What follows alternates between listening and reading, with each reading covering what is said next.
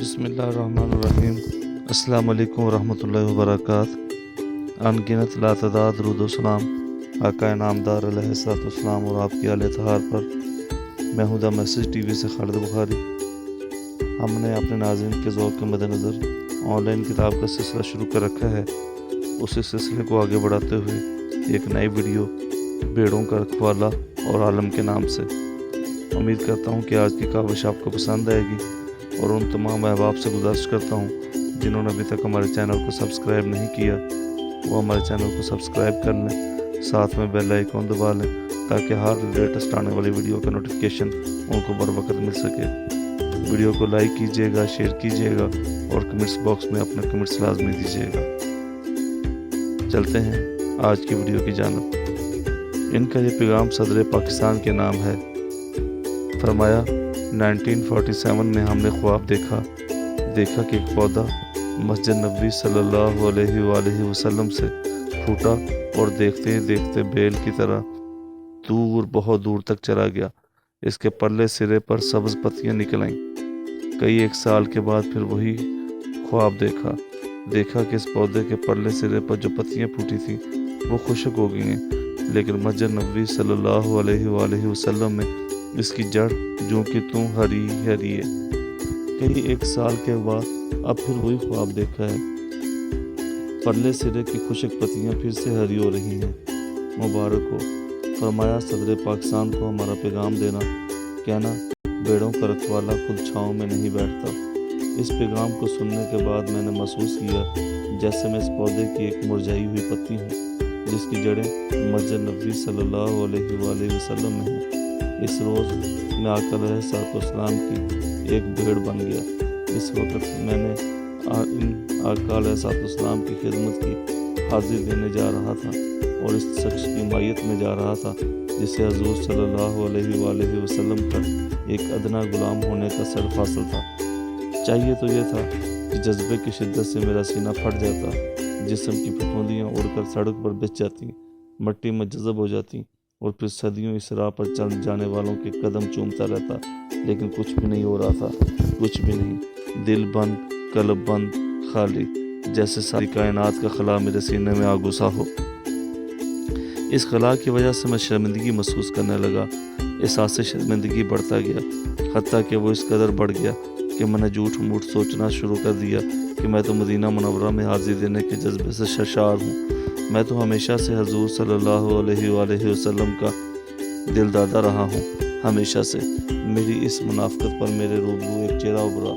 آہ تھو کی آواز سنائی دی، میرے منہ پر تھوک کا ملبہ آ گرا اور میں نے محسوس کیا جیسے میں عالم تھا۔ عالم ایک عیاش تاجر تھا، دنیا کی سیاحت کے لیے پاکستان سے نکلا، اتفاقاً پہلے سعودی عرب جا پہنچا۔ سوچا چلو چلتے چلتے عمرہ ہی کر لیں۔ مکہ معظمہ میں پہنچ کر اس نے اس کی شدت سے محسوس کیا کہ وہ ایک غلیظ شے ہے۔ یہ احساس اس پر طاری ہوتا گیا۔ پھر اس نے محسوس کیا کہ لوگ حیرت اور نفرت سے اس کی طرف دیکھ رہے ہیں۔ تو یہاں حقارت بری نظروں کا سامنا کر پا رہا تھا۔ حقارت بری آوازوں چاروں طرف گونج رہی تھیں۔ پھر آہ تھوک کی آواز آئی، اس کے منہ پر تھوک کا ملبہ آ گرا۔ پھر چاروں طرف سے آہ تھوک کی چاند ماری ہونے لگی۔ عالم بھاگ اٹھا، سر پر پاؤں رکھ کر مکے سے بھاگا۔ کہاں جاؤں وہ سوچتا ہی گیا۔ مدینہ شریف جانے والی بس نے اسے اٹھایا۔ مدینہ شریف میں داخل ہونے سے پہلے اسے خیال آیا اگر جہاں بھی پناہ نہ ملی تو اس پر خوف طاری ہو گیا۔ وہ بس سے اتر گیا، ڈرتا پیدل شہر میں داخل ہوا۔ شہر کے باہر حضور صلی اللہ علیہ وآلہ وسلم خود کھڑے تھے۔ آجا عالم، حضور صلی اللہ علیہ وآلہ وسلم نے فرمایا، آجا ڈر نہیں۔ عالم آج تک مدینے میں مقیم ہے۔ دفعتاً مجھ پر خوف طاری ہو گیا۔ میں تو منافق ہوں، میرا قلب غلاظت سے بھرا ہوا ہے، پھر میں کس منہ سے حضور صلی اللہ علیہ وآلہ وسلم کی خدمت میں حاضری دے سکتا ہوں؟ حضور صلی اللہ علیہ وآلہ وسلم صرف عظیم انسان ہی نہیں، وہ رسول اللہ صلی اللہ علیہ وآلہ وسلم بھی ہیں۔ اگر انہوں نے مجھے رد کر دیا تو نہیں، ایسا نہ کہو۔ حمیدہ کور میری منتیں کرنے لگی۔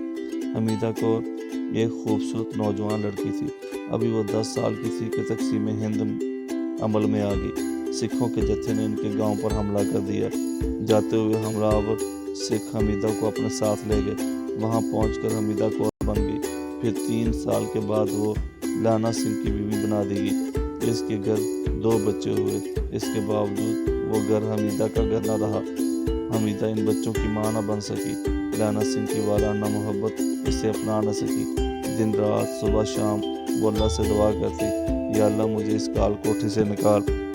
پھر حالات میں ایسا رخ پلٹا کہ ہندوستان پولیس حمیدہ کو بھارت سے لا کر پاکستان چھوڑ گئی۔ بڑی مشکل سے اسے ماں باپ کا گھر مل گیا، لیکن ماں باپ نے اسے حقارت سے ٹھکرا دیا۔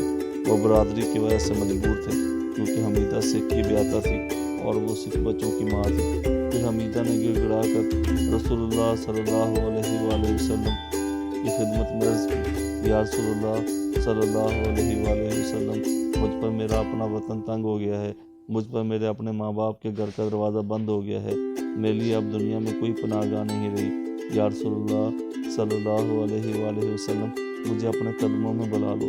حضور صلی اللہ علیہ وآلہ وسلم کے قدموں میں امان پانے کی خواہش حمیدہ کے دل میں جنون بن گئی، لیکن حمیدہ مدینہ منورہ میں پہنچنے کے لیے اس کو روپے کی ضرورت تھی۔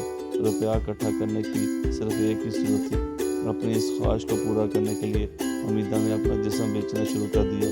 2-1 سال میں رقم اکٹھی ہو گئی تو حمیدہ حازم مدینہ ہو گئی۔ جب حمیدہ مدینہ منورہ کے قریب پہنچی تو اس کے دل پر وحشت سوار ہو گئی۔ دفعتاً اسے خیال آیا کہ وہ تو حرام کی کمائی سے وہاں پہنچی ہے، وہ کس منہ سے مدینہ میں داخل ہو سکتی ہے؟ ناپاک جسم لے کر کس طرح مسجد نبی صلی اللہ علیہ وسلم میں حاضری دی جا سکتی ہے؟